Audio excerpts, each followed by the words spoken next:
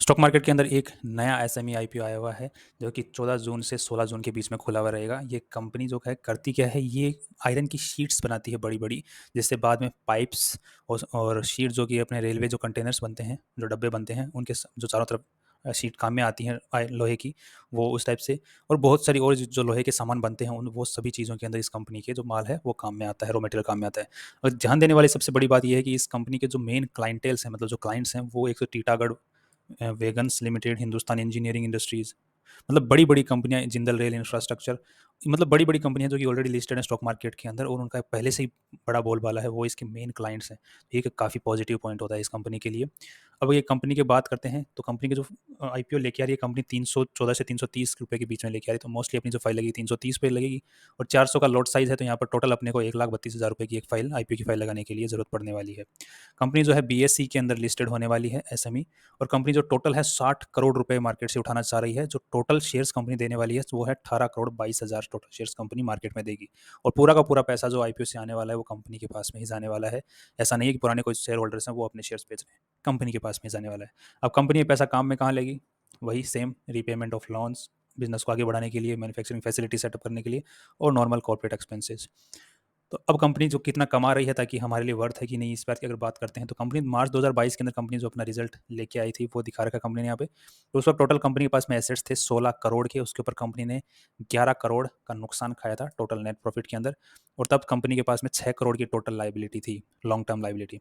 उसके बाद में मार्च 2023 का कंपनी ने जो अपना रिजल्ट जारी किया, उसमें कंपनी ने बोला हमारे पास में टोटल 68 करोड़ के एसेट्स हैं, जिसमें से हमारे पास में 31 करोड़ का तो लोन ले रखा है, हमने लॉन्ग टर्म लोन ले रखा है।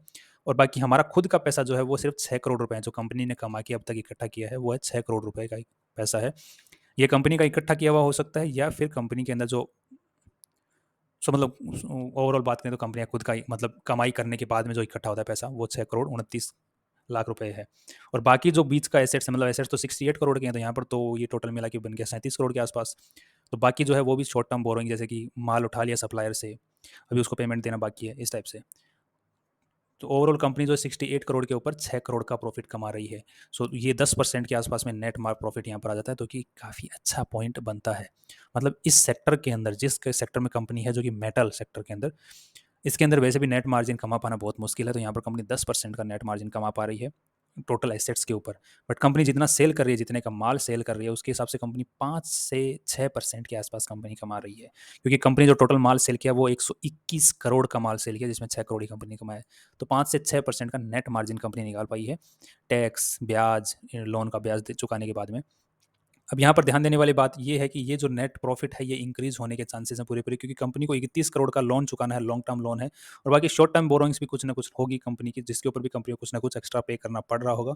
तो वो यहाँ से आईपीओ से कंपनी 60 करोड़ रुपए जुटाएगी, तो वो वहाँ पर पे कर देगी। तो आगे जब रिजल्ट जारी करेगी, तो वहाँ पर नेट प्रॉफिट के इंक्रीज होने के चांसेस बने रहेंगे।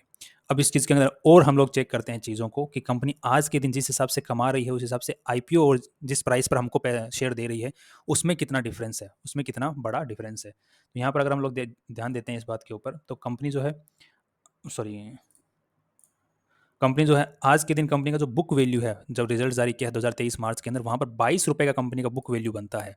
और कंपनी आईपीओ कितने पर लेके आ रही है? कंपनी आईपीओ लेके आ रही है 330 के ऊपर। तो अगर कोई स्टॉक 22 रुपए का और 330 के ऊपर अपना आईपीओ लेके आए, तो दैट इज अराउंड 15 टाइम्स, मतलब 15 गुना ऊपर अपने जो नेट जो मार्जिन होता है, उसके ऊपर जो नेट एनएवी होती है, नेट एसेट वैल्यू होती है, उसके ऊपर 15 गुना ऊपर। तो ये काइंड ऑफ थोड़ा सा नेगेटिव पॉइंट कंपनी के लिए बन जाता है। बट यहाँ पर एक चीज़ ध्यान देने वाली है कि ये बात है कि कंपनी क्या बोल रही है, कि मेरे पास जो पैसा आएगा यहाँ से उठाने के बाद में आईपीओ से, वो मैं चुका दूंगी लोन सारा का सारा। तो बढ़ने की उम्मीद है तब तक के लिए।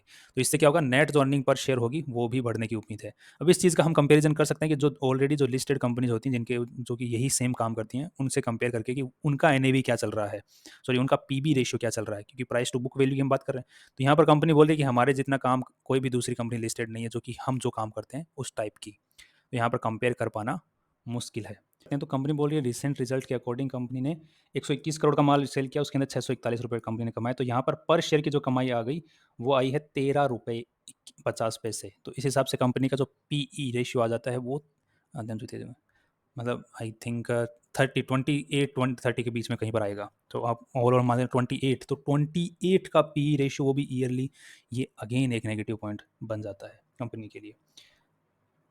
सो ये दो नेगेटिव पॉइंट हैं, एक तो पीबी रेशियो बहुत ज़्यादा हाई है, और दूसरा पीबी रेशियो भी चलो मैनेज हो जाएगा कल को कि कंपनी लोन चुका देगी, तो इंटरेस्ट का जो पैसा है वो कंपनी के पास में बचेगा आईपीओ के बाद में। और यहाँ पर जो पीई रेशियो है, अगेन इसके भी सुधरने की उम्मीद है, बट अगेन ये 30 टाइम्स ऊपर है, तो कितना सुधरेगा भाई।